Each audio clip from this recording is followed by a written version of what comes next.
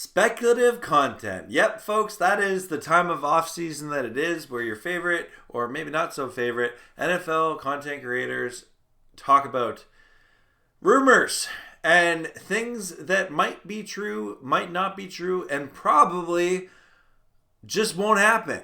And that's what we're talking about in this video, even though, you know what, there's going to be a little bit of weight to it, because we're going to talk about the Rams playing in Australia. We're going to talk about Stafford and Kelly Stafford and what's going on there, and a little bit of Rams conspiracy theories trickled in right at the end there. But I'll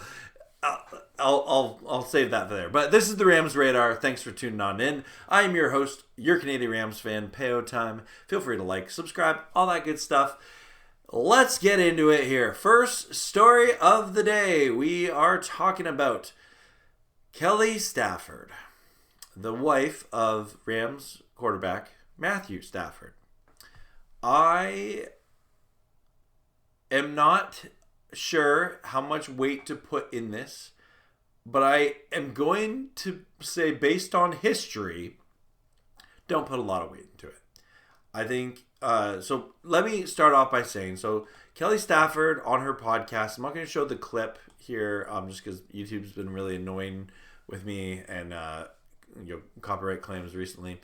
But Kelly, what it says here on foxnews.com, Kelly was off-put by Cooper Kupp's announcement. Said she was confused by the trade rumors after the Rams fell short of the NFC Championship game.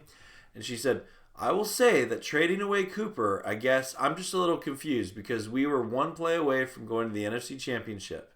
And I think if we go, we win. Then you're in the Super Bowl, and I think we have a chance against Kansas City," she said. One play away, and all of a sudden in the offseason, you're talking about trading your veteran wide receiver who has been a pillar in this place, and there's now talk about trading your quarterback away. I don't get it. It confuses me. And before she said that, and when she's talking about it, and I say this for context to what we're talking about here, so stick with me. Kelly said, "I love the life we have built here. With that being said, I love an adventure. I am all for it. Right now, if the Rams decided that they wanted to trade Stafford or like she alluded to it, or Matthew decided he didn't want to play for the Rams, I'm good," she shared. Kelly said, "The ball is really not in our court regarding that decision. I value being respected and wanted over convenience. So it would be very convenient to stay, right? Very easy. But if someone doesn't feel valued, then I'm like, let's hit the road. Let's go on an adventure," she explained. "Do we want to be in LA? Yeah, but a lot has to happen," she continued. "My husband wants to win. He's not trying to put a team in a bad situation, if you're catching my drift. He wants to win. He's at the end of his career, wants to win. But there has to be a slight feeling of being valued and respected." I take no issue with what Kelly is saying here.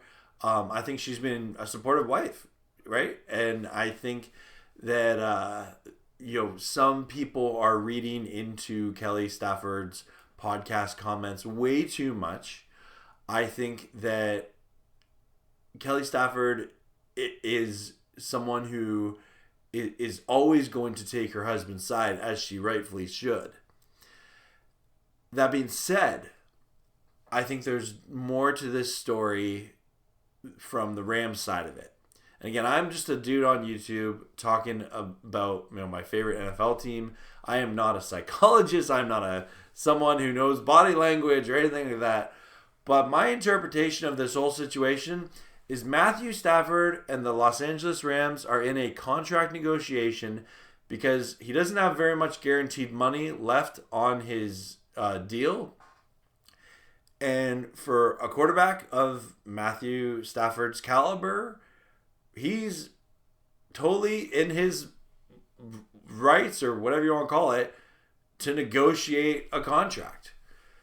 The Cooper Kupp situation is sad. I'm not happy about it. Cooper Kupp's one of my favorite players. I just did a 45-minute live stream where I talked about how I wasn't happy about it. You go check that out if you want. But I do understand, and Marshall Falk said, that he understood why the Rams moved on from Cooper Kupp, and he talked about it earlier. I forget where the interview was, but he talked about how the Rams have moved on from Robert Woods, Corey Littleton, right? He talked about how they moved on from Todd Gurley. The Rams have made tough decisions, right? Trading Jalen Ramsey away. But a lot of the times, those tough decisions have worked out for the Rams. As much as I don't want to see Cooper Kupp go, I acknowledge that he gets paid a lot of money and he's missed some time each of the past 3 seasons. And whether it's Cooper Kupp missing time or playing injured, that has been a factor in this decision. I can acknowledge that and still not be happy Cooper Kupp is not going to retire as a Ram. But bring back to Stafford here. Sorry, I got on a tangent there. I don't think it's this crazy idea to just say, hey, Stafford's in a contract negotiation right now. Probably shouldn't listen to all the hoopla. Even though, like, the Giants' rookie wide receiver, Malik Neighbors, tweeted out about how Nine and Dime are the GOAT, right? Implying that the Giants would trade for Stafford and Kupp. I don't see that happening. When I see the rumors about the Rams wanting to trade away Stafford so that they're tanking next season for Arch Manning, no. That just, I almost want to throw up just thinking about that. As much as it'd be cool to have, a Arch Manning at the quarterback position in Los Angeles, I don't see that happening because we have Sean McVay as a head coach. I don't see them being like, hey, let's waste a year of Jared Verse and Kobe Turner and Puka Nacua and all these other players by tanking, right? They're not some loser organization that has that, victim mentality, that defeat mindset, right? This is a ran organization, even though people won't give them credit, even though people will say like, oh, like Ram fans don't care or something. I'm here, Rams fan on the internet caring. I know a ton of other Rams content creators that care. I know a ton of people that watch these videos and they care. The Rams are a no drama team and they're going to make the best decision for their team. Whether that is liked by the general public, that's the way it is, right? So that being said, I do not think that Matthew Stafford will be traded. I think he's in a contract negotiation right now, and he will be the Rams starting quarterback week 1. I do not see a scenario where Jimmy Garoppolo, like what Peter Schrager alluded to earlier this week.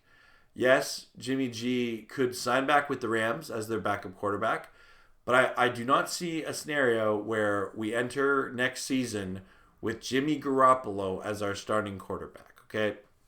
Just don't see that happening. So, anyway, let me know your thoughts in the comments below. The next one I want to touch on goes back to the Arch Manning stuff. So I saw, and I wish I would have screenshotted this or something. I'm sorry. If you're the person who posted this on Twitter or X, as they call it now, please let me know in the comments below. I saw someone was like, so the Rams are really going to open the 2026 season in Melbourne, Australia, with Arch Manning as their starting quarterback. And I was like, whoa, there's a lot to unpack on that tweet. So first off, yes, the Rams, it was initially announced they were going to play in Australia against the Eagles for an Eagles home game. That's turned out to be false. The Rams are playing in Australia, not against the Eagles, but it will be a Rams home game. I'm not the biggest fan of this. Just side note, I think it's a competitive disadvantage. I understand the NFL wants to grow the game globally and things like that. But as a fan of my team that just cares about their success, I'm not a big fan of this, right? If you're someone in Australia and you are so excited about having an NFL game or the Rams coming, power to you. That's cool. I'd probably get excited if they came close to me in Canada too. But that being said, in the mindset of the competitive disadvantage, having to travel a whole lot, having players away from home a lot more, away out of your training camp facilities, things like that, getting wicked jet lag. That's a competitive disadvantage. So I don't get too excited about this. And the other part of that, to think if the Rams were to win the Super Bowl next year, that they might open the season in Australia with like their banner not being raised in SoFi.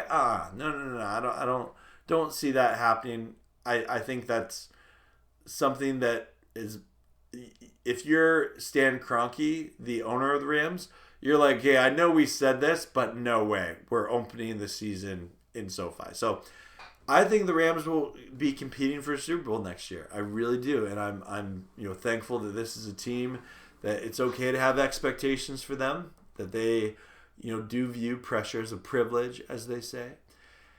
And I'm here for it. So let me know your thoughts in the comments below.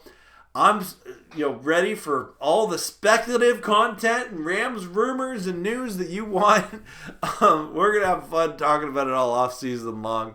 Feel free to like and subscribe, all that good stuff. And as always, go Rams. Oh, I messed up my outro there. As always, go Rams, horns up, and peace out. Let's go Rams. Woo!